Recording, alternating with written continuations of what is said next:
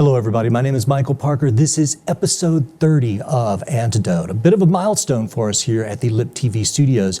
So today, in honor of that, we have a very special guest in studio with us. She is a best-selling author. She is an investigative journalist. Her name is Annie Jacobsen. This is her brand new book, The Pentagon's Brain, which is, as they say in social media, it is trending. Thank you. Annie, welcome to the show. Thank you for having me. So I got the book on Friday, and I've been reading it, and it's outstanding. And for a guy like me who's interested in the subjects that I'm interested in, there is a wealth of material here. I want to start out so that everybody understands what DARPA is, because we have several different acronyms here. What is DARPA? What is ARPA? And what is IARPA? Okay.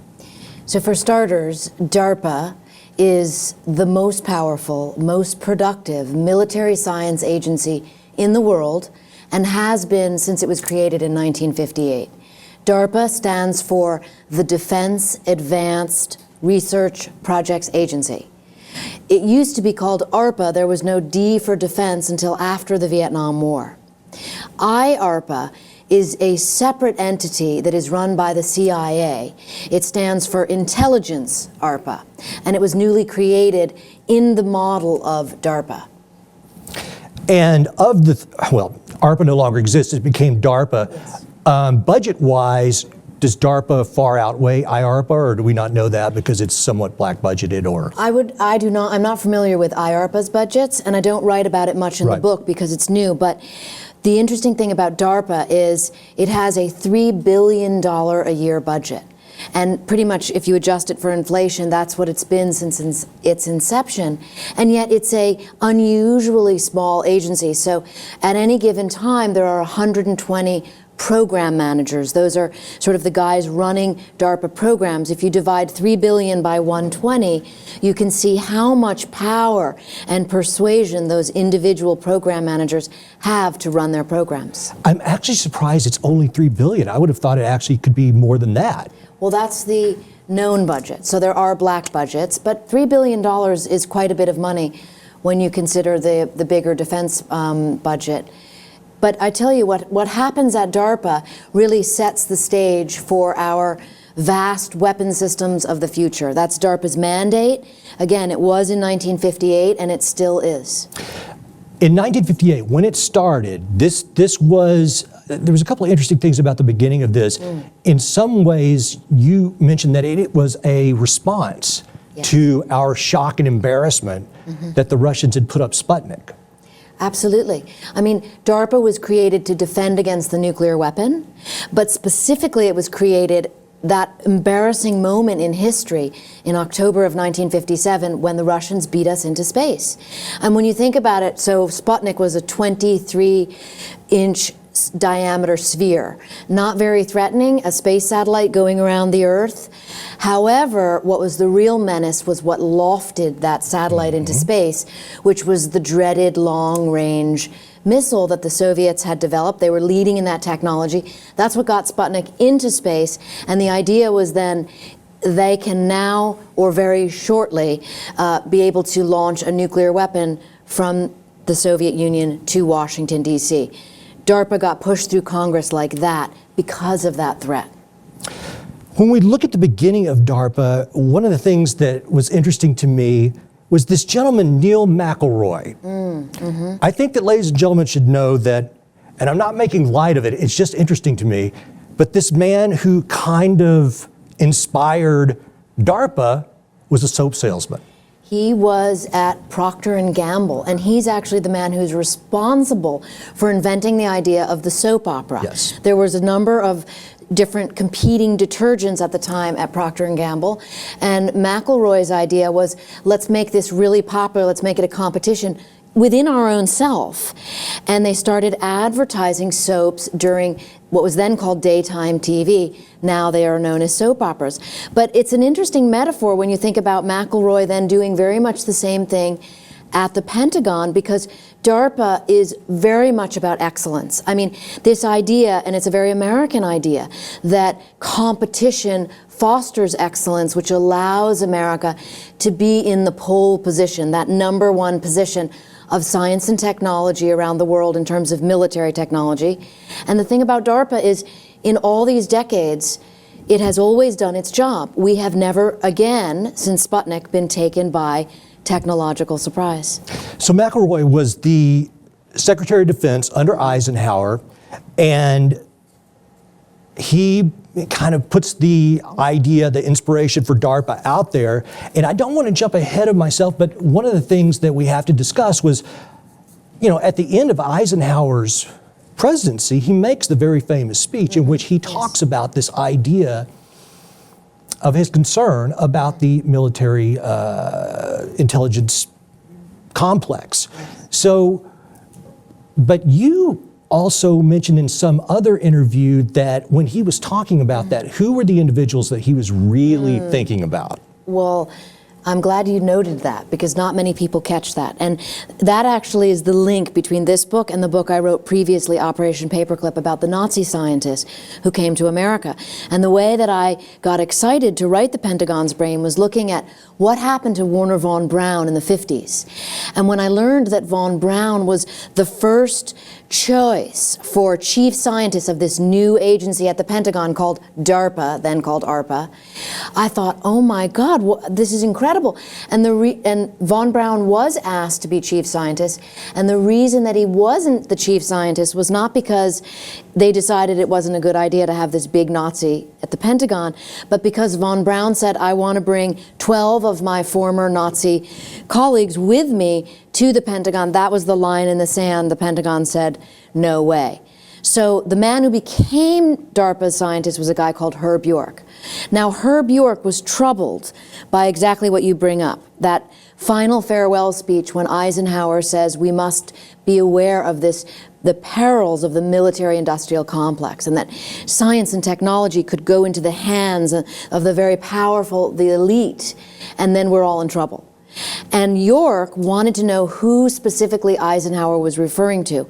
York drove out to visit the former president at his home out here in the California desert, asked him specifically, and his answer was Edward Teller, father of the hydrogen bomb, and Wernher von Braun. In all my years looking at this type of material, this is the first time that that question has been personified to me. Like who, because I always just thought he was thinking about it in the broad term, but you put it forth that he's thinking about and listen, those are scary guys. I agree. I do agree. I think what he was saying was that idea of like the technological elite, that, and also that their ideas of conquest. I mean, Edward Teller, I write about him in the book because he really was one of the Pentagon's brains in the beginning, and he just kept wanting weapons to be bigger and bigger and bigger and more destructive. Few people know that Edward Teller and Herb York, the first chief scientist of DARPA, designed a 10,000 megaton bomb. It never actually went into production, but they drew up the plans for it. This is bananas. I mean, a 10,000 megaton bomb would take out the entire continent of the Soviet Union. So you have these men who, you know, when this idea that you just don't ever want to stop, you just want to get bigger and bigger and bigger and bigger, that's what I think Eisenhower was afraid of. And well, he should. You begin the book with a story of this 15 kiloton or 15 megaton hydrogen bomb.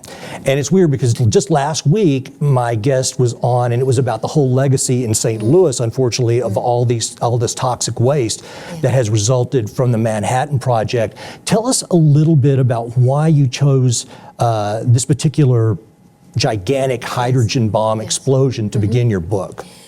Well, it links up to the end of the book in kind of a spooky way, which has to do with where we are now with weaponry.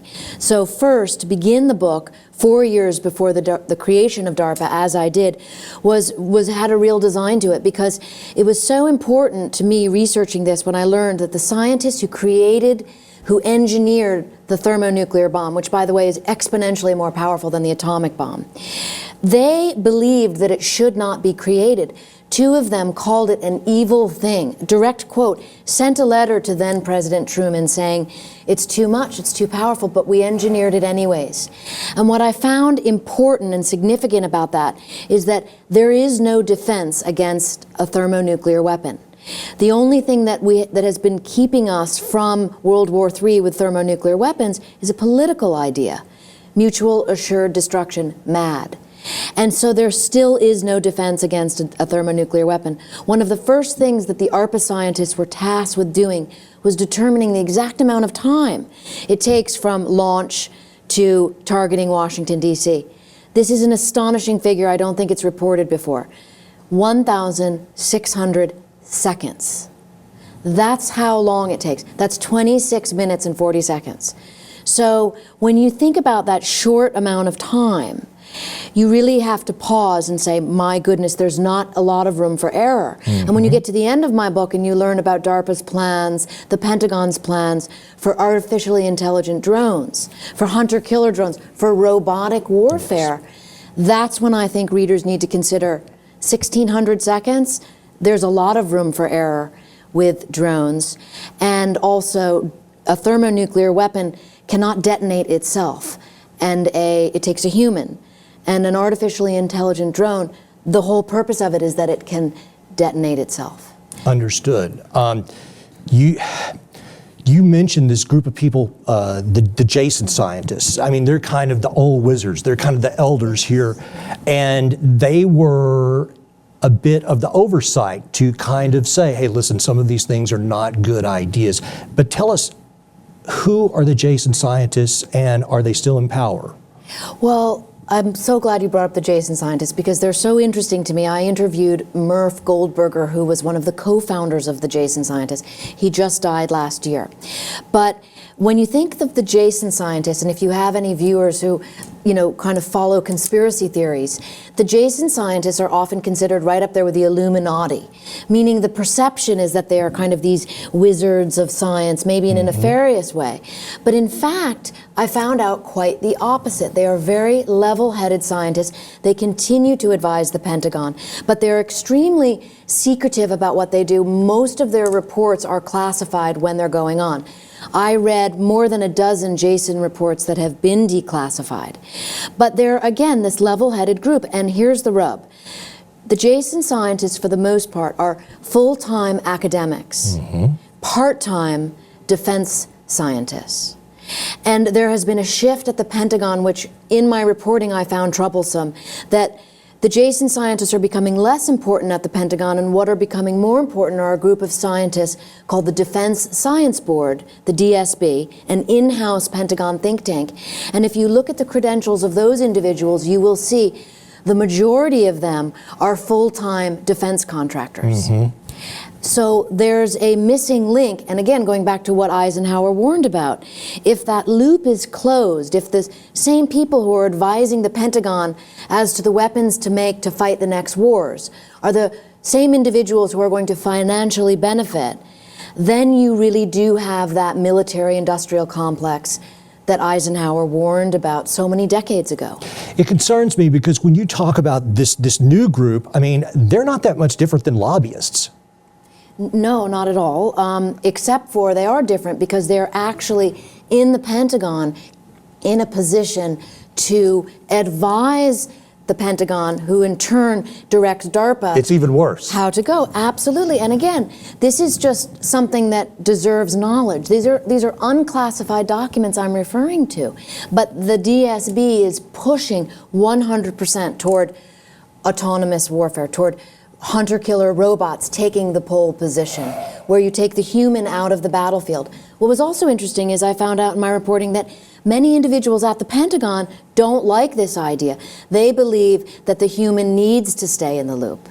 But you have the powers that be still pushing toward hunter-killer warfare. I want to revisit that because that's one of the big issues that I have with all this towards the end. Let's jump ahead to Vietnam, because what I didn't know when I'm thinking about DARPA is the place that they played in warfare in Vietnam. Talk about some of the things they were behind. Yes. Well, so DARPA starts out as, you know, the defense against ballistic missile technology. I mean, that was really, it was like big, broad science having to do with space. And suddenly America gets pulled into this very local war in Vietnam. And President Kennedy had a very different attitude than Eisenhower about warfare. He felt that we should be able to be flexible and agile and go in. You know, of course, he began the movement of special forces. And so DARPA was called upon, then called ARPA, to look at this war and win it. And so DARPA set up all of these weapons facilities in Saigon, which I found fascinating. So now they're involved in conventional weapons, chemical warfare. Agent Orange was an ARPA program. And at the same time trying to push computer technology forward, drone technology, stealth technology, GPS technology, laser-guided bomb technology. This is all born of the Vietnam War, and very much unknown, or at least unreported in the mainstream. This photo we have behind us is Ho Chi Minh Trail. Talk about some of the things they were trying to do on the Ho Chi Minh Trail. So the Ho Chi Minh Trail was this network of pathways, roadways, where all weapons and Viet Cong fighters came down from the north to the south. So the Pentagon began to focus on this. They called the Jason scientists in. What do we do about the Ho Chi Minh Trail? They wanted to sort of, they literally wanted to cut its throat. They often saw it almost like a human being, because it was just, you couldn't defend against it. You couldn't defeat it. And so one idea was to drop nuclear weapons on it. I mean, again, another piece of history almost lost. I write about it in the book. Jason scientists said, not a good idea.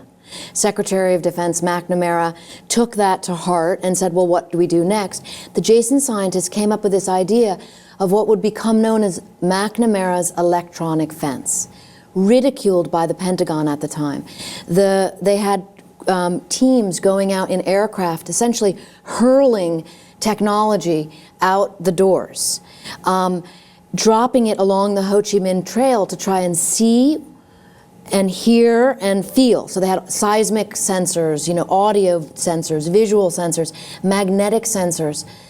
Technology that was then this big, you know, that has now been shrunken down to the size of the fingernail. Sensor technology is, in essence, surveillance technology. And again, this is all born of the Vietnam War. The surveillance state as we know it, born of the Vietnam War. The Pentagon calls it ISR, intelligence, surveillance, reconnaissance. And the three concepts work together. You have to get the information, survey it, and then reconnaissance, you know, send it back to an information center that then interprets it. Very important in all of this is the way in which computer technology is being pushed forward, with DARPA leading the way, so that these computer systems can make sense of this electronic information which is getting relayed back to it. Again, this is entirely what we know today as mass surveillance. Moving ahead to the Gulf War, and this is another thing I found interesting, because you start talking about all of these projects that they had, which we do not find out, you know, for decades later that they were working on, and the F-117. Right. One of the things you said about that was very interesting to me in the Gulf War is that when they finally announced the F-117 stealth fighter, this one gentleman who I don't remember the name right off the bat, he says, listen, we had 10,000 people cleared to work on this, and nobody spoke a word. Nobody leaked this. Talk about the secrecy and the efficacy of secrecy within DARPA. I mean, that is an amazing concept, that you can have that many people working on something and it can maintain top secret, literally. But what's interesting is when you think of DARPA's job. So DARPA's job is to create revolutions in military affairs. At the Pentagon, they call it RMA. And a revolution is not a revolution if somebody knows about it. And so that is why that cloak of secrecy is so important. It made reporting about DARPA challenging, because every scientist that I speak to on all of my books is always very clear with me, well, we can talk about that, but we can't talk about that, because there are situations that are unclassified. And then there is this idea of what DARPA is working on in its pre-requirement research. So in other words, the technology, the weapon systems that they're working on, which will be unveiled on the battlefield in 10, 20, 25 years. The reason that was interesting to me is because people that criticize conspiracy theories and things like that, they always say, well, how could this be? Somebody would have leaked that information by now. But this shows that, people that are working on these projects can keep their mouths shut. And I'll contradict myself now by also saying, because you say one of the most often asked questions that you get is, why do people talk to you? So explain that a little bit. Well, I think that comes from the idea that most of the scientists that I interview are real patriots. I mean, if you dedicate your whole life to working on defense science, you have a love of the country, or you wouldn't be doing it. And I also find that those people, particularly as they get older, because so many of my sources are older. I mean, I interviewed Charles Towns for this book. He invented the laser. Think about that in terms of technology. He won the Nobel Prize for it in 1964. And people like Charles Towns, the Pentagon calls them the supermen of science. They believe, at least from my interviewing with them, that it's very important that the information, once it's unclassified, becomes public and people care about it. Because the goal, and this was said to me, is to create experience from success and failure, not have amnesia from it. And the points in the book where I think I really bring attention to, some people call me critical, others simply say it's just good reporting, is where these failures happen, where the movement is maybe to kind of sweep them under the rug, cover them up, don't draw too much attention to it, when in fact the very supermen of science are saying, no, it's important to show failure, because then we don't repeat the same mistake. And as a matter of record, everyone can look at that and point to it again. One of the other things that was odd to me about DARPA, and you make this point several times, their job was to never let us get caught with our pants down again. Yes. So we were supposed to, their job was to be at the tip of the spear, the forefront of science. Yet, when we get to Vietnam and when we get to the Gulf War, we're stymied by guerrilla warfare. We're stymied by IEDs and things like that. So we could create these gigantic, horrific thermonuclear weapons, yet guys with $25 IEDs are throwing us. Talk about that a little bit. Well, I mean, after the Gulf War was actually a huge success, Gulf War I. That was like technology unleashed. But it took place primarily on a big battlefield against Saddam Hussein. And, technology won. What was very different was the Iraq War and the wars in Afghanistan, when you're talking about urban warfare. And that is very similar to the problems in Vietnam, because it's called counterinsurgency, COIN warfare. And what was interesting was a document I came upon when DARPA started looking at urban warfare as a tactic. And this was, by the way, after the Battle of Mogadishu, the Black Hawk Down episode. Suddenly, everyone at DARPA was like, wait a minute, what are we going to do about urban warfare? This is a real possibility. Now that the wall has gone down, we have these different threats that are coming at us. And one of the first assessments of that quoted Sun Tzu, the Chinese military general from 2,500 years ago. And Sun Tzu said, the worst policy is to attack cities. And isn't that the truth? Yes, I mean, that is the truth. And what did they decide to do in response to that? What was their workaround or strategy? Well, with the war on terror after 9/11, DARPA had an infusion of an enormous amount of cash, unseen prior to the launch of Sputnik. So there's suddenly all this money. And yes, the Pentagon spent so much money trying to defend against the IED, the improvised explosive device, a $25 weapon that the terrorists could create. And at the end of the war, it was responsible for 63% of coalition deaths. So deadly, horrific, I mean, maiming people, just awful. A lot of money spent to defend against that. But at the same time, that sensor technology we were talking about, DARPA created a new program called Combat Zones That See. And it took all that early Vietnam-era sensor technology and put it into the battlefield to try and kind of oversee that ISR, intelligence, surveillance, reconnaissance, to try to see what was going on in the battlefield and to go at the terrorists from like planting the IEDs technology, so to start tracking people and really try to stop the terrorists before they actually planted the IEDs. But there's a big problem with that, and you don't need to look any further than today's headlines. One of the questions I tried to get DARPA to answer, and they would not, is what happened to all that technology? Because we essentially covered the battlefield with sensors, visual sensors, audio sensors, seismic sensors, magnetic sensors, you know, iris sensor technology. Where is all that technology today when you consider how much of Iraq isn't even in control of the Iraqi government? So are you saying that you think that perhaps ISIS could have this technology and be using it, or is that? I don't know. I just know that we don't have it. So Right. where did it go? I mean, the streets were wired up essentially for, you know, awareness. And where is that technology? I mean, what is on a technology level, what's really mind-boggling is, yes, you have the media-savvy ISIS, but recently, just last week, the Taliban took a huge turn.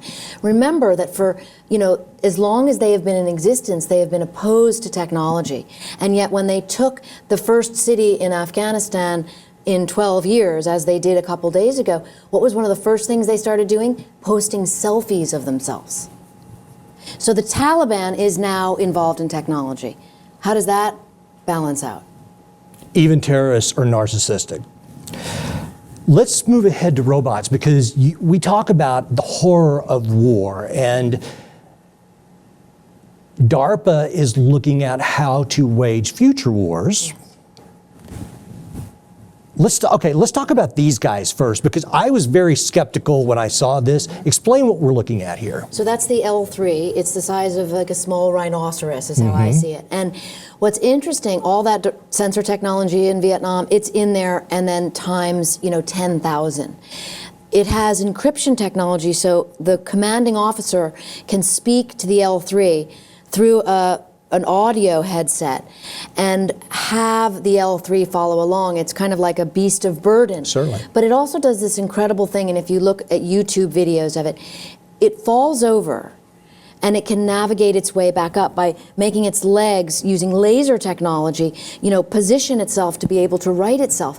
There's also video of it running through, you know, essentially like a maze. And that is astonishing when you think about how this technology is moving forward. It's not just Moore's law, technology doubling every year, but it's really the combination of information technology, nanotechnology, which is the art of making things small, and also another element, which is biotechnology, almost invented by DARPA, which is moving toward what I consider a spooky area of DARPA, which is creating cyborgs.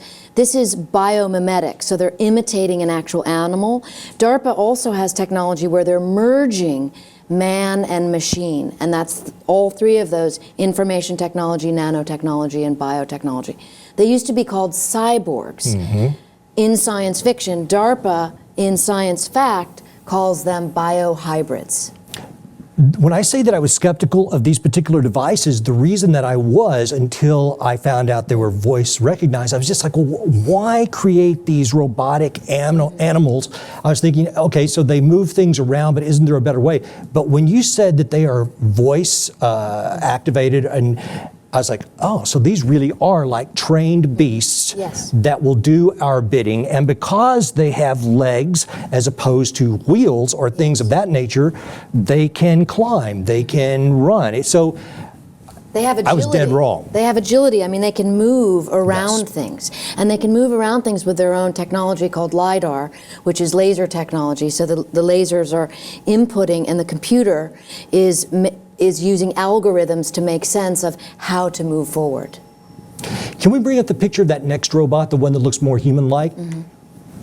Okay, tell me about this guy.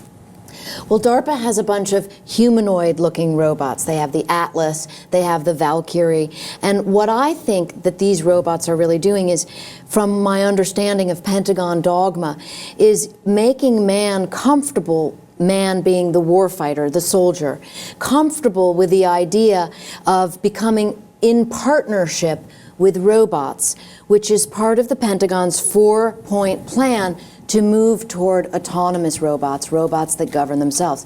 So you begin with these friendly, human-like and animal-like robots to make that comfort level, and then ultimately the human gets taken out of the loop. That's disturbing. And you mentioned this idea also of kind of changing people's chemistry and becoming happier with certain things. You talk about oxytocin. There's a project with oxytocin, which I believe is in mother's milk as well, and a hormone that, talk about that a little bit. So, on the one hand, you have the Pentagon's plan to move toward autonomous robots. And then what you have, I was surprised to learn, was discussion in the Pentagon about how people feel about that. And when I say people, I mean all kinds of individuals, from commanding officers to drone operators. And the results were surprising. Most of these individuals did not think moving toward autonomous robots was a good idea. They pushed back against it. Well, the undersecretary at the time was Ash Carter. He's now Secretary of Defense. So he came up with a new plan with the DSB, the Defense Science Board I told you about, to try and get these individuals at the Pentagon, the commanding officers and the drone operators, more comfortable with the idea of robots. And the way that the Pentagon did this was teaching this course in robot ethics, to try to say we can build systems like this robot. That sounds like an oxymoron, robot ethics. We can build ethics into the machine. That's tricky. I mean, / impossible. But again, there was pushback again. So separate for that, and hold that thought, because I learned about a separate DARPA program which made me curious as to its as to the point of the program, and that had to do with this program that is called narrative networks, or N2. And so on face value, it looks quite innocuous. It's learning how people are influenced by storytelling. Mm-hmm. But one of the sub-programs inside the N2 program has to do with oxytocin.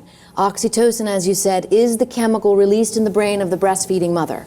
It's the ultimate trust molecule. It's called by the scientist who runs the program the moral molecule. So DARPA now has a program where it's looking at the usage of oxytocin. What exactly, for what purpose, it's not said. But I'll give you an example separate from all of this. At the University of Bonn in Germany, a group of scientists recently did a test where they squirted oxytocin into the noses of 64 males to see if they could erase the idea of fear and make people trust something they didn't trust. And they were able to accomplish that. That's a separate program, but it really allows you a little bit of objectivity to look back at the Pentagon's use of oxytocin and trust. Trust the robots, trust the establishment. Trust the robots. Whoo-wee. All right. Tell us about subnets, because right now, one of the things in your book that's really hot that a lot of people are talking about, we spoke about it last week, I think Jose did. Let's talk about these implants, subnets. What is this all about? So 2.5 million people fought in the wars in Iraq and Afghanistan, Americans. 300,000 of them came home with brain injuries. And as a means to help the brain-wounded warrior, that's what the Pentagon calls them, a series of programs were initiated by DARPA. And they fall under the rubric of something called RAM, Restoring Active Memory. The idea, and these are clinical trials that are going on now, is to implant a sensor, again, that sensor technology which has now been microsized. Downsized. And biotechnology, which we've spoken about. So we now have what DARPA calls neuroprosthetics. You and I might call them brain chips. They're being implanted in the brain-wounded warrior, in the brains of the brain-wounded warriors, so as to repair cognitive functioning. That is the DARPA game plan. But one must also ask questions if you are an alert and knowledgeable citizen. Okay, what is really going on? Well, DARPA doesn't give journalists, certainly not me, access to any of the neuroscientists or the patients who have volunteered for these programs. So I asked the Jason scientists. And what was fascinating to me was the Jason scientists, and this is their words, not mine, said that these programs should not go forward because they could lead to, quote, high quality brain control. That's something to really think about when it's coming from the Jason scientists who have advised the Pentagon since 1960, who have advised DARPA specifically about what programs should and should not go forward. I take that seriously, and listen, on one hand, we'll talk about dual use again. On one hand, you do have this opportunity to help these soldiers who've been wounded, and perhaps help the members of the populace who perhaps have dementia or Alzheimer's, autism, or something like that. On the other hand, yes, we've got this whole Manchurian Dr. Strangelove kind of thing hanging over us. So it is a little strange. And the fact that they would not let you talk to any of these people, you know, well, they cite privacy concerns. Understood. But I think that it's important to consider the history of DARPA. You look where they're coming from, you look where they're going. You couple it with this idea that the movement at the Pentagon, despite the wishes of some very serious, knowledgeable people inside the Pentagon who are actually fighting wars, the Pentagon is pushing toward autonomous warfare, taking man out of the loop, merging man and machine. So it looks as if that is where the movement is going. And the other thing to really consider is that it's the VA's job to help veterans. That's true. It is not the job of DARPA. DARPA's job is to create vast weapon systems of the future. Which takes us to the next level, which is that these implants could start out as helping rehabilitate and these soldiers that have already been there. But there's also the possibility they could be placed in the mind of the soldier who's about to go there to create a super soldier, augment their skills. Well, you can certainly speculate across a host of ideas. What is important, and why I write the history of DARPA rather than just what's happening today, is because I think it's important to see how DARPA is always working on what is called pre-requirement research. They're always working on the technology that is needed before it's needed, because we can't get caught off guard. And with that said, then individual people can make their own conclusions about what these brain chip programs might be for, and whether or not moving toward artificially intelligent drones is a good idea, or, as Bill Gates, Elon Musk, Stephen Hawking, and others say, is a really bad idea. We have talked about transhumanism on this show on several episodes, and so in our remaining minutes, I'm going to ask you a few somewhat philosophical questions. And when we talk about taking humanity out of war, does that not kind of take away the moral deterrent? Doesn't that begin to desensitize us into this? I mean, already we've got guys sitting in various facilities on the mainland here in the U.S. guiding drones to strike. Well, you know, we hit this hospital in Afghanistan the other day. That I'm not sure if that was a drone or a bomb, but point being is we're already taking humanity out of war, and the whole horror of war should be something that makes you not want to take part in more of it. Well, I agree with you in that regard, because the way in which wars usually end, certainly America's participation in them, is from the people. Enough warfare. That's what people say, and then there's a movement back. And if you take the human out of the equation, then you are potentially moving toward a situation of endless war. Now, it makes perfect sense that the defense contracting industry, that the industry of the military-industrial complex would want endless war, because it's provides sort of, jobs, makes money. Yes, and that, you know, must be looked at. And here's the hopeful note. In Eisenhower's warning speech, in the second paragraph, which is very rarely quoted, he also says the military-industrial complex is important to national security. I mean, we don't want to be taken by technological surprise. But yet, he says the way in which to balance that is by an alert and knowledgeable citizenry. And then those two ideas, a strong military, an alert and knowledgeable citizenry, can live together and democracy can flourish. And that is the reason, I think, why information is so important to the people. Just be informed. Some people are going to go out and be activists, others will do what they do, but information is really the key to democracy. Ladies and gentlemen, she's talking about you, the audience, and all of us, and I couldn't agree more.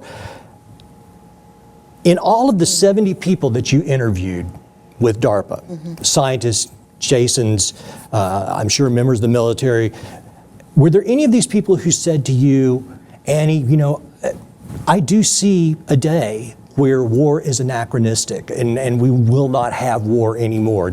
Because it seems to me like war is an unsustainable type of situation. Or did that never come up? No, that most certainly never came up. But it's interesting talking to older people about remorse or regret. And the one common thread is often, I wish I hadn't spent so much time solving defense problems, because often problems are future problems. And instead, some of those science said to me, Murph Goldberger in particular, who co-founded the Jason, said, I wish I had spent more time doing pure science. There's that balance. Well, DARPA, it's an interesting thing because on one hand, you're right, we've got this almost Norman Rockwell, all-American, American ingenuity, go get 'em kind of spirit, and at the same time we're making, you know, weapons of mass death, and at the same time we don't want to be without that technology, so it's a potent mix of issues. The last thing I guess I want to talk about is this idea of dual use, which you've talked about, because to me, I'm slightly skeptical on all of this, and I keep coming back to the fact that maybe a lot of this technology is really just meant to be used on us. Well, I don't know about that, but I will tell you the best example I can think of dual use, and it sneaks up on the public, okay? So GPS was targeting technology. I mean, it was developed back in the 50s when ARPA first sent up its first satellites. In the Vietnam War, when laser-guided bombs came into being, it became very specific target technology. Then what's interesting is there was an offset feature in it because GPS was actually very easy to hack into. And the government, which controlled the technology, wanted to make sure that someone couldn't hack in and use our targeting technology for theirs. So they put a feature in it called selective availability, and it was off by several hundred feet. Well, lo and behold, right around the late 1990s, industry in Europe said, wait a minute, we can just mimic this technology and make a whole industry around GPS, at which point President Clinton was advised of the situation and thought to himself, well, that should be American industry and America should benefit from it. He got rid of the SA feature, declassified it, and look at GPS technology today. That's how I got here. Absolutely. Ladies and gentlemen, we have been speaking with Annie Jacobsen. This is her new book, The Pentagon's Brain. I'm reading it right now. It's great. It's really an eye-opener. Thank you so much for joining us today. Thank you for having me. I know you've been doing quite the book tour, and this book is really on the mouth and minds of a lot of folks right now. I couldn't be happier to hear that because I think it's important. I think that we should all consider our future. I can't disagree with that. Ladies and gentlemen, my name is Michael Parker. This has been episode 30 of Antidote. If you like what we do, please share it with your friends and your family. Comment below, keep it classy, subscribe to Lip TV and Lip TV 2. And until next week, you, me, every single one of us, we are the antidote.